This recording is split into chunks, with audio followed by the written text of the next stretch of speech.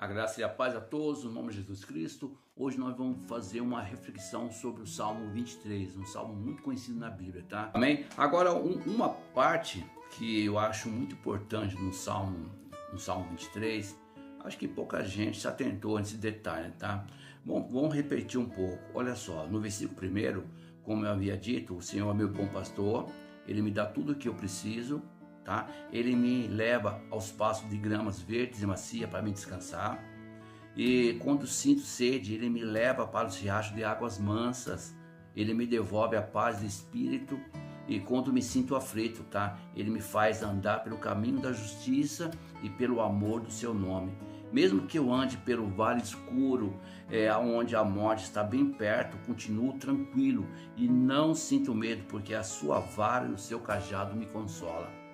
Agora, um detalhe muito importante que eu acho interessante nesse Salmo 23 aqui no versículo 5 fala o seguinte: olha só, prepara um banquete na minha presença, na presença dos meus inimigos. O Senhor me recebe como convidado e a minha cabeça com óleo e faz o meu cálice transbordar. Essa parte é muito linda e sobre essa parte eu vou fazer uma pequena reflexão. Como Davi era tido como filho bastardo, ele não tinha direito de sentar-se à mesa, pois ele não fazia parte daquela família. Ele era um filho bastardo. E imagina só como Davi se sentiu. Para complicar mais a situação, olha só, Davi tinha um bom relacionamento somente com a sua irmã Abigail. Diante desse quadro, olha só, diante desse quadro, o que nós encontramos na história de Davi, ousado, um Davi corajoso, ele matou um urso, matou um leão, não só ele fosse valente, mas o fato de não ser amado e ser deixado de lado, ele tinha todos os motivos para se sentir rejeitado, para se sentir solitário. Ele não era nem contado como filho, certo? O seu trabalho de pastor, naquela época, era considerado um trabalho sujo, um trabalho normal, um trabalho simples. Pois naquela época tinha valor quem era soldado, quem servia o rei, certo? E Davi era simplesmente um simples pastor de ovelha. É por isso que o seu pai Jessé mandou ele fazer o que ele estava fazendo, cuidar das ovelhas, certo? Mas como filho bastardo não tinha direito de assentar-se à mesa. Quando seu pai rejeitou a Davi, Davi via em Deus o seu pastor, o seu próprio pai. E por isso nada o faltaria. Então, porque toda a confiança naquele momento de Davi estava depositada no pai dele, que era o Deus, entendeu? Que como ele cuidava das ovelhas, então ele via o Deus como um pastor dele.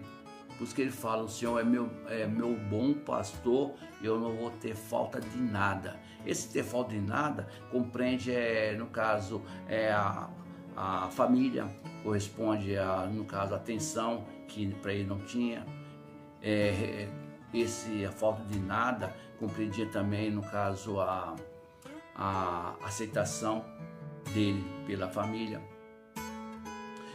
Davi provavelmente nunca deitou numa boa cama, nunca sentou numa mesa para ter uma refeição com a família.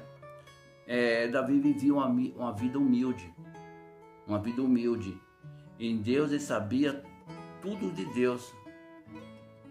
Na humildade dele, ele buscou unicamente a Deus, porque ele tinha no coração que Deus era o seu bom pastor e ele não sentiria falta de nada, certo?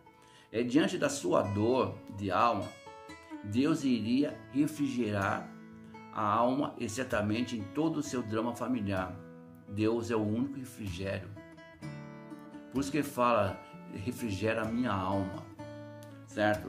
E guia pelas veredas da justiça por amor ao nome do próprio Deus.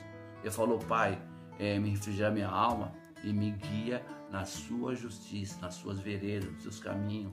Então, para ele, o importante era o quê? É que Deus viesse refrigerar a alma dele, ele que pudesse andar nos caminhos de Deus. Davi, olha só, ao lutar com o urso e com o leão, passou bem perto da morte. Por isso ele escreve que ainda que eu ande pelo vale da sombra da morte, eu não terei medo. Eu não terei medo de mal algum, porque tu estás comigo. Olha só, diante de um perigo iminente, ele não se acovardou. Ele teve fé suficiente para falar para Deus: mesmo se eu estiver no vale da sombra da morte, eu não vou ter medo, porque o Senhor está comigo. E nesse momento, muitas vezes na nossa vida, quando nós estamos de frente ou enfrentando um perigo iminente, nós temos que ter essa atitude: não temerei mal algum, porque o Senhor está comigo. Davi reconheceu que a sua vida, naquele momento, foi preservada nesses dois fortes episódios, porque Deus cuidou dele e o salvou. Assim como Deus cuidou dele e o salvou, eu tenho certeza que Deus vem tendo cuidado com nós e nos salvado de todo o mal e nos protegido de todas as ciladas do inimigo. Davi, ele encontrou consolo na vara e no cajado de Deus, que é o bom pastor, porque ele via em Deus o Pai que ele não tinha. Quando ele escreveu, prepara-se, olha só, uma parte importante, prepara uma mesa perante a mim, na presença dos meus inimigos, foi quando Samuel sendo profeta, ele foi à casa de Jessé, mandado por Deus, para ungir um rei para Israel, porque naquele tempo Saul era o rei, só que Saul desobedeceu às ordens de Deus, e por isso Deus pediu para Samuel ir até a casa de Jessé para ungir um novo rei de Israel, que seria Davi. Só que naquele momento Jessé viu o profeta chegando e ficou feliz. Então, naquele momento, o profeta falou: eu vim aqui para escolher um dos seus filhos. Só que ele não falou para quê. Aí foi colocar todos os filhos de Jessé perante Samuel, e Samuel, tendo a orientação de Deus, falou, não é esse. Por acaso você tem outro filho? Só que naquele momento, Jessé deve ter ficado muito feliz com a notícia de que receberia Samuel, como havia dito, certo? Imagina a cena. Jessé manda fazer um jantar especial, avisa a família da primeira linha para se aprontar. Todos tomando banho, com roupas limpas, cabelos penteados, enfim, todos preparados para receber o profeta de Deus. Deus vai dizendo, aí de repente um dos filhos de Jessé se apresenta a Samuel. Então eles vão se apresentar a Samuel. Deus vai dizendo: não é esse. Aí entre o outro eles falam: também não é esse. Chegou ao final dos filhos de Samuel, de Jessé. Aí Samuel disse: não tem mais nenhum filho? Penso que provavelmente Deus falou ao coração de Samuel que tinha algo errado nessa família.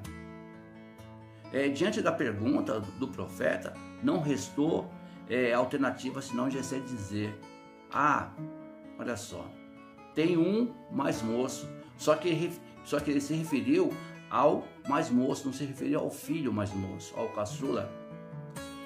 Olha só, mais uma vez você vê o desprezo de Jessé, pois ele não responde: eu tenho um filho caçula. Ele não falou isso. Ele falou: tem um menino.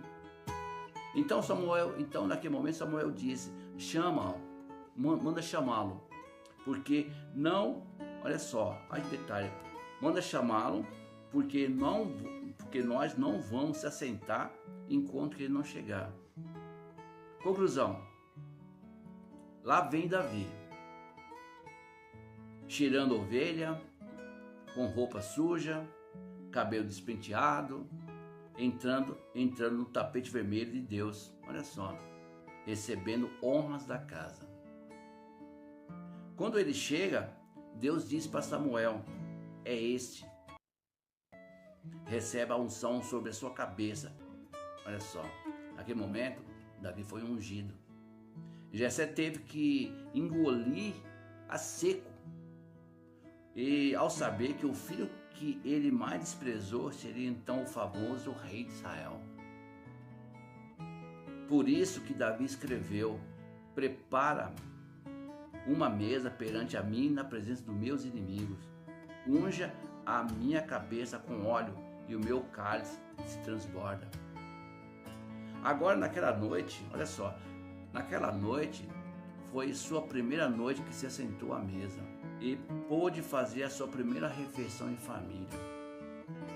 Por fim, Davi encerra o seu diário, que é no Salmo 23, dizendo o seguinte: não importa o que eu passei, não importa o que eu senti, a única coisa que eu sei que certamente que a bondade e a misericórdia do Senhor me seguirão todos os dias da minha vida, e eu habitarei na casa do Senhor para todo sempre.